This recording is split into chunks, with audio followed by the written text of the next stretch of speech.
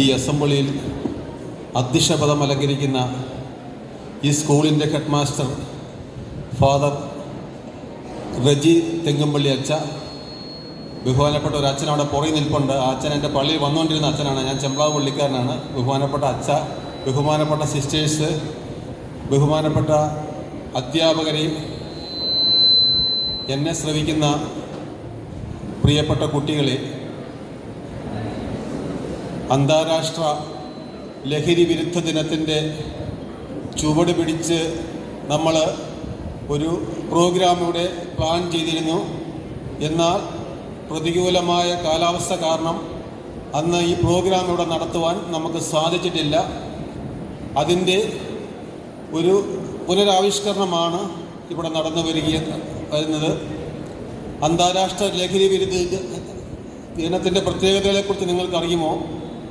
ഈ ലോകത്തിൽ ലഹരി വസ്തുക്കളുടെ ഉപഭോഗവും ഉപയോഗവും കൂടി വരുന്നതും ഇത് മാനവരാശിക്ക് ഒരു വലിയ ഹേതുവായി ഭവിക്കുന്നു എന്നുള്ള തിരിച്ചറിവിൻ്റെ അടിസ്ഥാനത്തിലാണ് ഇതുപോലെയുള്ള അന്താരാഷ്ട്ര ലഹരി വിരുദ്ധ ദിനം ലോകമെമ്പാടും ആചരിച്ചു വരുന്നത്.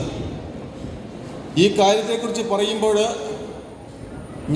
എന്നെ സംബന്ധിച്ചിടത്തോളം പറഞ്ഞു കഴിഞ്ഞാൽ, ഇന്നലെയും പാലായിൽ 2.5 കിലോ കഞ്ചാവ് പിടിച്ച ഒരു സാഹചര്യമാണ് നമുക്ക് നിലവിലുള്ളത്.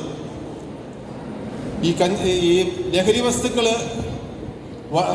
വസ്തുക്കളുടെ ഉപയോഗം കുട്ടികളിൽ വളരെയധികം കൂടി വരുന്നു, കുട്ടികളിലേക്ക് അകപ്പെട്ടു പോകുന്നു എന്നുള്ള ഒരു യാഥാർത്ഥ്യം ഞങ്ങൾ മനസ്സിലാക്കിയ ഒരു യാഥാർത്ഥ്യം തന്നെയാണ്. അത് ചുമ്മാ വെറുതെ പറയുന്നതല്ല. ഇതിനടിസ്ഥാനമായിട്ടുള്ള കേസുകളെ സംബന്ധിച്ചും ഇതിനെ സംബന്ധിച്ചുള്ള പരിശോധനകൾ നടത്തുമ്പോഴും പലപ്പോഴും കുട്ടികൾ ഒരുമിച്ച് പിടിക്കുന്ന കുട്ടികളിൽ 10ഉം 18ഉം വയസ്സുള്ള കുട്ടികൾ പലവരും ലഹരി വസ്തുക്കളുമായി പിടിക്കപ്പെടുന്ന ഒരു സാഹചര്യം ഈ പാലായിൽ തന്നെ ഉണ്ട് എന്നുള്ള ഒരു തിരിച്ചറിവ് ആ തിരിച്ചറിവിൻ്റെ അടിസ്ഥാനത്തിലാണ് ഞാൻ നിങ്ങളോട് സംസാരിക്കുന്നത്. ഈ ലഹരി വസ്തുക്കൾ നമ്മളെ തേടിയെത്തുന്ന ഒരു സാഹചര്യം വിദൂരമല്ല എന്നുള്ള ഒരു തിരിച്ചറിവ് നമുക്കെല്ലാവർക്കും ഉണ്ടായിരിക്കണം. ആ തിരിച്ചറിവ് ഉണ്ടായെങ്കിൽ മാത്രമേ ഉള്ളൂ ഈ ലഹരി വസ്തുക്കളെക്കുറിച്ച് നമുക്കൊരു അവബോധമുണ്ടാവുകയുള്ളൂ. എന്താണ് ലഹരി വസ്തു എന്നുള്ളത് നിങ്ങൾ മനസ്സിലാക്കേണ്ട ഒരു കാര്യമാണ്. എന്താണ് ലഹരി? ലഹരി എന്ന് പറയുന്നുണ്ട്. എന്താണ് ലഹരി? ഉപയോഗിച്ചാൽ ആസക്തി തോന്നുന്നതും മനുഷ്യൻ്റെ ശാരീരികമായ അടിമത്തം തോന്നുന്നതും ഉള്ള വസ്തുക്കളെയാണ് ലഹരി വസ്തുക്കൾ എന്ന് പറയുന്നത്. അടിമത്തം തോന്നുന്ന വസ്തുക്കൾ, ആസക്തി തോന്നുന്ന വസ്തുക്കൾ, ഇങ്ങനെയുള്ള വസ്തുക്കളെയാണ് ലഹരി വസ്തുക്കൾ എന്ന് പറയുന്നത്. ഇങ്ങനെ അടിമത്തവും ആസക്തിയും തോന്നുമ്പോൾ നമ്മൾ കുമാരനാശാന്റെ 2 കവിതകൾ ഓർക്കുകയാണ്. സ്വാതന്ത്ര്യം തന്നെ ജീവിതം, സ്വാതന്ത്ര്യം തന്നെ അമൃതം, പാരതന്ത്ര്യം മാനികൾക്ക് മൃതിയേക്കാൾ ഭയാനകം എന്ന് പാടിയ കുമാരനാശാന്റെ നാട്ടിലാണ് നമ്മുടെ ചെറുപ്പക്കാർ ലഹരിയിലേക്ക്, അടിമത്തത്തിലേക്ക് പോകുന്നത് എന്നത് ഒരു വിരോധാഭാസമായി നമ്മുടെ ഇടയിൽ നിൽക്കുകയാണ്. ആ ഒരു വെളിച്ചത്തിലാണ് ഞാൻ നിങ്ങളോട് സംസാരിക്കുന്നത്. ഇതിനെക്കുറിച്ച് ഞാനൊരു ഉപദേശമായി പറയുന്നതല്ല, ഞാനൊരു ചില കാര്യങ്ങൾ നിങ്ങളുടെ അടുത്ത് പറയുകയാണ്. ഈ കാര്യങ്ങൾ നിങ്ങൾക്ക് ശരിയെന്നൊന്ന് തോന്നുന്നു നിങ്ങൾ സ്വീകരിക്കുക എന്ന് മാത്രമേ എനിക്ക് പറയാനുള്ളൂ. നിങ്ങൾ ഓർക്കണം, എന്തുകൊണ്ട് കുട്ടികളെ തേടി ലഹരി വസ്തുക്കൾ വരുന്നു, എന്തുകൊണ്ട് കുട്ടികളെയും യുവാക്കളെയും ലക്ഷ്യമിട്ട് ലഹരി വസ്തുക്കൾ വരുന്നു എന്നുള്ള ഒരു യാഥാർത്ഥ്യം നിങ്ങൾ മനസ്സിലാക്കണം. കുട്ടികളെ സംബന്ധിച്ചിടത്തോളം നിങ്ങളുടെ തലച്ചോറ് പ്രായപൂർത്തിയായിട്ടില്ല എന്നുള്ളതാണ് പ്രധാനപ്പെട്ട വസ്തുത. നിങ്ങളുടെ തലച്ചോറ് പൂർണ്ണ വളർച്ച എത്തിയിട്ടില്ല.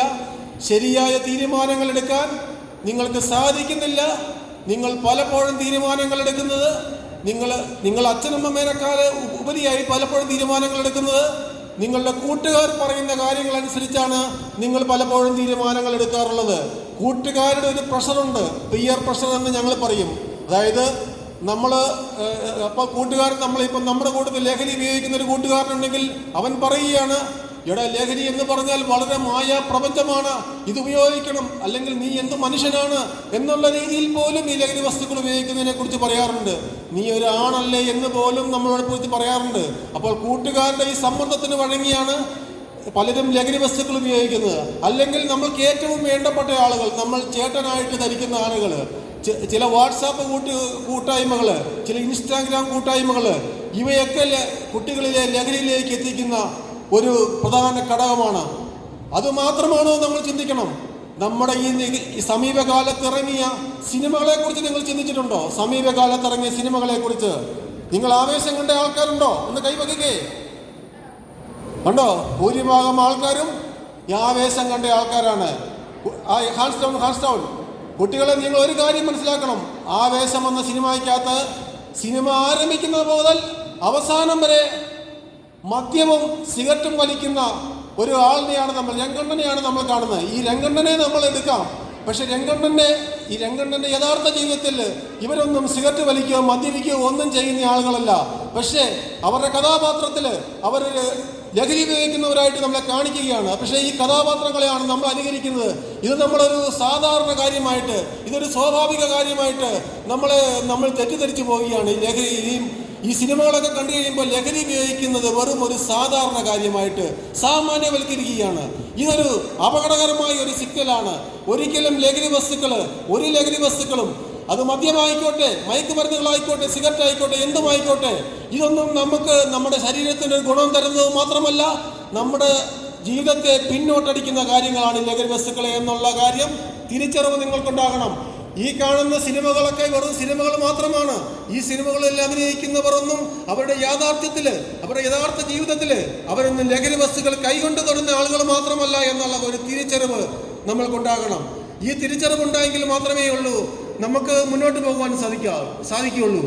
നമ്മൾ ഓർക്കുക, നമ്മുടെ രാജ്യം എന്തെല്ലാം പുരോഗതികൾ നടത്തി മുന്നോട്ട് പോയി. എന്തെല്ലാം പുരോഗതികൾ! ഇന്ന് നമ്മൾ ചന്ദ്രനിലേക്ക് പോലും നമ്മൾ പേടകമിട്ടു. ചന്ദ്രനിൽ നിന്നുള്ള ചിത്രങ്ങൾ അയച്ച് നമുക്ക് എത്തിപ്പെടുത്തിയിരിക്കുകയാണ്.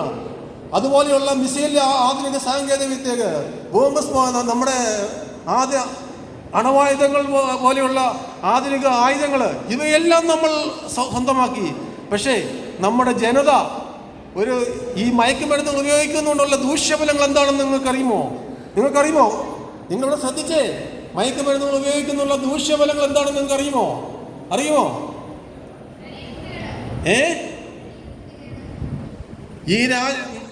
അതായത് ഒരു ശരാശരി കണക്കെടുത്തു കഴിഞ്ഞാൽ ഈ നമ്മുടെ രാജ്യത്ത് നടക്കുന്ന അക്രമ പ്രവർത്തനങ്ങള്, ബലാത്സംഗങ്ങള്, സ്ത്രീ പീഡനങ്ങള്, പോക്സോ കേസുകള്, വിവാഹമോചനങ്ങള് എന്ന് വേണ്ട ഈ രാജ്യത്ത് നടക്കുന്ന ക്രിമിനൽ ആക്ടിവിറ്റീസ്, കൊട്ടേഷൻ സംഘങ്ങളുടെ പ്രവർത്തനങ്ങള്, ഇവയിലൊക്കെ ലഹരിയുടെ ഒരു വലിയ സ്വാധീനമുണ്ട് എന്നുള്ളത് തിരിച്ചറിവ്. ഇതുമായി കേസുകളിൽ ഒരു താരതമ്യ പഠനം എടുത്തു കഴിഞ്ഞാൽ 90% കേസുകളിലും ലഹരിയുടെ സ്വാധീനമുണ്ട് എന്നുള്ള ഒരു തിരിച്ചറിവ് നിങ്ങൾക്കുണ്ടാകണം. നമ്മളുടെ ജീവിതത്തെ ഇത് മാത്രമാണോ പ്രശ്നങ്ങൾ? ഇത് മാത്രമല്ല പ്രശ്നങ്ങൾ. ഇപ്പം പുതിയൊരു ആൾക്കാർ ഇറങ്ങിയിട്ടുണ്ട്. ടൂ വീലറും 4 വീലറുമായിട്ട് ലഹരി വസ്തുക്കളുമായിട്ട് ഇറങ്ങിയിട്ടുണ്ട്. അവർ 2 വീലറിലും 4 വീലറിലും ലഹരി വസ്തുക്കൾ ഉപയോഗിച്ച് നടക്കുകയാണ്. ഈ ലഹരി വസ്തുക്കൾ ഉപയോഗിക്കുമ്പോൾ എത്രയോ സ്ഥലങ്ങളിൽ നിരപരാധികളായ ആളുകൾ വണ്ടി ഇടിച്ച് മരിക്കുന്നു. മൂവാറ്റുപുഴ നിർമ്മല കോളേജിന്റെ മുൻവശത്ത് ഇറങ്ങി വന്നൊരു കുട്ടിയെ ഒരു ഡൂക്ക് ബൈക്ക് ഇടിച്ച് തെറിപ്പിച്ച് മരിക്കുകയാണ്. ഈ ലഹരിയുമായി യാതൊരു ബന്ധവുമില്ലാത്ത ആളുകൾ പോലും ലഹരിയുടെ ഇരകളായി മാറുന്ന ഒരു അവസ്ഥ. അതുപോലെ തന്നെ 4 വീലറിൽ സഞ്ചരിക്കുന്ന, ഇപ്പം 2 വീലറിൽ സഞ്ചരിക്കുന്ന ആളുകൾക്ക് 2 വീലറിൽ സഞ്ചരിക്കുന്നതോടൊപ്പം തന്നെ അവർക്ക് അപകടങ്ങൾ സംഭവിക്കുക. പക്ഷെ 4 വീലറിൽ സഞ്ചരിക്കുന്നവർ ഇവർ 1-2 ആളുകളെ ഇടിച്ചിട്ടിട്ട് പോവുകയാണ്. ഈ ലഹരി ഉണ്ടാകുന്ന പ്രശ്നങ്ങൾ നിങ്ങൾക്ക് എന്താണെന്ന് അറിയുമോ? ലഹരി ഉണ്ടാകുന്ന പ്രശ്നം, ഈ ലഹരി എന്ന് പറഞ്ഞു കഴിഞ്ഞാൽ, നമ്മൾ ഈ ലഹരി വസ്തുക്കൾ ഉപയോഗിച്ച് കഴിഞ്ഞാൽ നമുക്കൊക്കെ സന്തോഷം തരുന്ന ഒരു ഹോർമോണുണ്ട്. ഡോപ്പമിൻ എന്നാണ് പറഞ്ഞ ഹോർമോണിൻ്റെ പേര്. ഈ ഡോപ്പമിൻ ഉത്തേജിപ്പിക്കുകയാണ് ലഹരി വസ്തുക്കൾ ചെയ്യുന്നത്. ഈ ലഹരി വസ്തുക്കൾ ഉപയോഗിച്ച് കഴിയുമ്പോൾ ഒരാളുടെ ഡോപ്പമിൻ്റെ അളവ് ക്രമാതീതമായി വർദ്ധിക്കും. നമുക്ക് 4 ഹാപ്പി ഹോർമോൺസ് ഉണ്ട്. അതിനെപ്പറ്റി ഞങ്ങൾ വിശദമായി പറയുന്നില്ല, നിങ്ങൾക്ക് വേണ്ട, സമയമില്ല. അപ്പോൾ 15 മിനിറ്റേ ഉള്ളൂ. സാറേ, സമയം തീരുമ്പോൾ എന്നോടൊന്ന് പറഞ്ഞേക്കണം, ഞാനിങ്ങനെ പറഞ്ഞുകൊണ്ടിരിക്കും. അതുകൊണ്ട് ഓർമ്മിപ്പിക്കുകയാണ്. അപ്പോൾ ഈ ഡോപ്പമിൻ എന്ന് പറഞ്ഞ ഒരു ഹോർമോണാണ് നമുക്ക് സന്തോഷം തരുന്ന ഹോർമോണ്. പക്ഷേ ഈ ഈ ലഹരി വസ്തുക്കൾ ഉപയോഗിച്ച് കഴിയുമ്പോൾ ഡോപ്പമിൻ്റെ അളവ് ക്രമാതീതമായി വർദ്ധിക്കും. പക്ഷേ ലഹരി വസ്തുക്കളുടെ ആ സ്വാധീനം കുറഞ്ഞു കഴിയുമ്പോൾ വിട്രോവൽ സിംറ്റം എന്ന് പറയും. ഈ മദ്യപിക്കുന്നവർക്കും വരുന്ന ഒരു പ്രശ്നമാണ് വിട്രോവൽ സിംറ്റം. ഈ വിട്രോവൽ സിംറ്റം വന്നു കഴിഞ്ഞാൽ നമ്മളുടെ തലച്ചോറും ശരീരവും തമ്മിൽ 2ആയിട്ട് വേർപെടുകയാണ്. നമ്മുടെ തലച്ചോറ് ആവശ്യപ്പെടും, എനിക്ക് ലഹരി വസ്തുക്കൾ എനിക്ക് ലഹരി വസ്തുക്കൾ വേണമെന്ന് നമ്മുടെ തലച്ചോറ് ആവശ്യപ്പെടുമ്പോൾ നമ്മുടെ മനസ്സ് പറയും, അത് നീ ആപത്തിലേക്കാണ് പോകുന്നത്, നീ ലഹരി കഴിച്ചാൽ നീ ആപത്തിലേക്കാണ് പോകുന്നത്. പക്ഷേ മനസ്സിനേക്കാൾ ഉപരിയായി തലച്ചോറ് പറയുന്നതാണ് നമ്മുടെ ശരീരം കേൾക്കുന്നത്. വീണ്ടും ലഹരി വസ്തുക്കൾ കഴിക്കുന്നു. ഈ ലഹരി വസ്തുക്കൾ ഇട്ടാൽ വരുമ്പോഴേക്കും അമിതമായ ഉത്കണ്ഠ, അമിതമായ വേദന. അപ്പോൾ ആ ഒരു സാഹചര്യം വരുമ്പോൾ നമ്മൾ എന്തും ചെയ്യും. ഈ പറയുന്ന ആളുകൾ അക്രമ പ്രവർത്തനങ്ങൾ ചെയ്യും, അമ്മയെ തല്ലും, അമ്മയുടെ കെട്ടുതാലി പറിച്ചുകൊണ്ട് പോകും, എന്തും അക്രമ പ്രവർത്തനങ്ങൾ നടത്താനും, മോഷണം നടത്തും, കൊലപാതകം നടത്തും. ഇതിനു വേണ്ടി ലഹരി കിട്ടാൻ വേണ്ടി അവൻ എന്തും ചെയ്യുന്ന ഒരവസ്ഥ ഉണ്ടാകും. ആ ഒരവസ്ഥ ഏറ്റവും ഭയാനകരമാണ്. ആ ഒരവസ്ഥയിൽ എത്തിപ്പെട്ടു പോയാൽ ഒരിക്കലും രക്ഷപ്പെടുകയില്ല. ലഹരി വസ്തുക്കൾ ഉപയോഗിച്ചാൽ പോലും ഒരിക്കലും രക്ഷപ്പെടത്തില്ല. അതാണ് ലഹരിയുടെ ഇത് പ്രത്യേകത. പിന്നെ ലഹരി വസ്തുക്കൾ ഉപയോഗിക്കുന്നതിന് വേറൊരു പ്രശ്നമാണ്, നമ്മൾ ഹാലൂസിനേഷൻ, ഇംഗ്ലീഷിൽ പറയും ഹാലൂസിനേഷൻ, ദിവാസ്വപ്നങ്ങൾ കാണുകയാണ്. നമ്മൾ ദിവാസ്വപ്നങ്ങൾ കാണുക ഈ ലഹരി വസ്തുക്കൾ ഉപയോഗിച്ച് കഴിയുമ്പോൾ ഉണ്ടാകുന്ന ഒരു അതീന്ദ്രിയമായ അവസ്ഥയാണ് ഹാലൂസിനേഷൻ. നമ്മൾക്കൊരിക്കലും നമ്മളിപ്പോൾ രണ്ട് പേര് തമ്മിൽ നടന്നു വരുന്നത് കാണുമ്പോൾ രണ്ടാൾക്കാരായിട്ടല്ല കാണുന്നത്. രണ്ട് ബസ്സുകൾ വരുന്നത് കാണുമ്പോൾ രണ്ട് ബസ്സുകളായിട്ടല്ല കാണുന്ന ഇപ്പം ഈ ഫുട്ബോളുള്ള സമയത്ത് ഒരിക്കലും അർജന്റീനയും ബ്രസീലും തമ്മിൽ മത്സരം നടക്കുമ്പോൾ ഒരുത്തിൽ കഞ്ചാവ് അടിച്ച് നോക്കിയപ്പോഴത്തേക്ക് ഒരു മഞ്ഞ വണ്ടി വരുന്ന കണ്ടപ്പോൾ അവൻ ബ്രസീലിൻ്റെ ടീമായിട്ടാണ് തെറ്റിദ്ധരിച്ച് അവൻ ചാടി ഹെഡ് ചെയ്തു. അപ്പോൾ ബസ്സിലിട്ടാണ് ഹെഡ് ചെയ്ത് കൊണ്ടത്. അതാണ് ഹാലൂസിനേഷൻ എന്ന് പറഞ്ഞത്. മനുഷ്യൻ്റെ സ്വബോധം ഇല്ലാതാക്കുന്ന പ്രവർത്തികളെയാണ് ഹാലൂസിനേഷൻ എന്ന് പറയുന്നത്. നിങ്ങൾക്കൊരു കാര്യം മനസ്സിലാക്കണം, ഈ ലഹരി വസ്തുക്കളും ജീവിതവും ഒരിക്കലും മുന്നോട്ട് പോകാൻ പറ്റില്ല. ഈ ഭൂമിയിൽ നരകമുണ്ടാക്കുന്ന ഒരു വസ്തുവാണ് ലഹരി എന്ന തിരിച്ചറിവ് നിങ്ങൾക്കുണ്ടാവണം. ഈ ഭൂമിയിൽ നരകം കെട്ടിപ്പടുക്കുന്നതാണ് ലഹരി വസ്തുക്കൾ. ലഹരി വസ്തുക്കൾ ഉപയോഗിച്ച് കഴിഞ്ഞാൽ ജീവിതം, നമ്മൾ ലഹരി ഉപയോഗിച്ച് നമുക്ക് ജീവിച്ചങ്ങ് പോകാമെന്നൊന്നും ആരും സ്വപ്നം കാണണ്ട. ഒരിക്കലും ലഹരിയും ജീവിതവുമായി ഒരിക്കലും മുന്നോട്ട് പോകത്തില്ല. ഒന്നുപോലെ ലഹരി അനുസരിച്ച് ഈ ലഹരി ഉപയോഗിക്കുന്ന ആളുകളുടെ അവസ്ഥയെക്കുറിച്ച് നിങ്ങൾ ചിന്തിച്ചിട്ടുണ്ടോ? അവരുടെ വീടിൻ്റെ അവസ്ഥയെക്കുറിച്ച് ചിന്തിച്ചിട്ടുണ്ടോ? വീട്ടിൽ സ്വന്തം അമ്മയെ പോലും മനസ്സിലാക്കാൻ കഴിയാതെ സ്വന്തം സഹോദരിയെ പോലും ബലാത്സംഗം ചെയ്ത അവസരങ്ങളുണ്ട്. അവന് സുബോധം നഷ്ടപ്പെട്ട് സ്വന്തം സഹോദരിയെ പോലും ബലാത്സംഗം ചെയ്യുന്ന അവസ്ഥ. അവസാനം പിറ്റേ ദിവസം കുറ്റബോധം നിമിത്തം ആത്മഹത്യ ചെയ്യുന്ന അവസ്ഥ. ഇതൊക്കെ ഒത്തിരി കേസുകൾ ഞങ്ങൾക്ക് അനുദിന ജീവിതത്തിൽ നമുക്കുണ്ടായിട്ടുള്ള കാര്യങ്ങളാണ്. അപ്പോൾ അത് മാത്രമാണോ ലഹരി കൊണ്ടുണ്ടാകുന്ന അവസ്ഥകൾ? ഇത് ഉപയോഗിക്കുന്ന ആളുകൾക്ക് അവരുടെ അവസാന ജീവിതത്തെക്കുറിച്ച് ഇപ്പോൾ സിനിമകളിലും മറ്റ് പല സ്ഥലങ്ങളിലും ലഹരി ഉപയോഗിക്കുന്നതിൻ്റെ നല്ല വശങ്ങൾ അല്ലെങ്കിൽ അവൻ ആത്മാദിച്ച് നടക്കുന്ന പല ചിത്രങ്ങളും നമുക്ക് കാണാൻ സാധിക്കും. പക്ഷേ അവരുടെ ജീവിതത്തിൻ്റെ അവസാന ഘട്ടങ്ങളിൽ അവരെങ്ങനെ ജീവിക്കുന്നു എന്നുള്ളത് നമ്മൾ മനസ്സിലാക്കിയിട്ടുണ്ട്. ഒരിക്കലും നമ്മൾ മനസ്സിലാക്കിയിട്ടില്ല.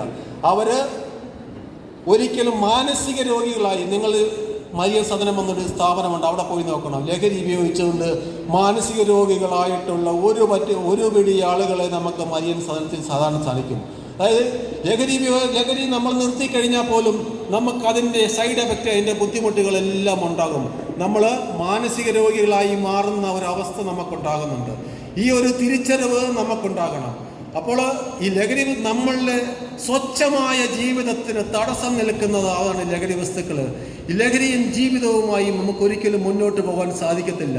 ഈ ലഹരി വസ്തുക്കൾ ഈ ഭൂമിയിൽ ഒരിക്കൽ മാത്രം വരാൻ ഭാഗ്യം സിദ്ധിച്ച ഒരാൾക്കാരാണ്. ഈ ലോകത്തിൽ ഒരിക്കൽ മാത്രം, അല്ലേ, ഒരിക്കൽ മാത്രം വരാൻ ഭാഗ്യം സിദ്ധിച്ച ആൾക്കാരാണ് നമ്മൾ.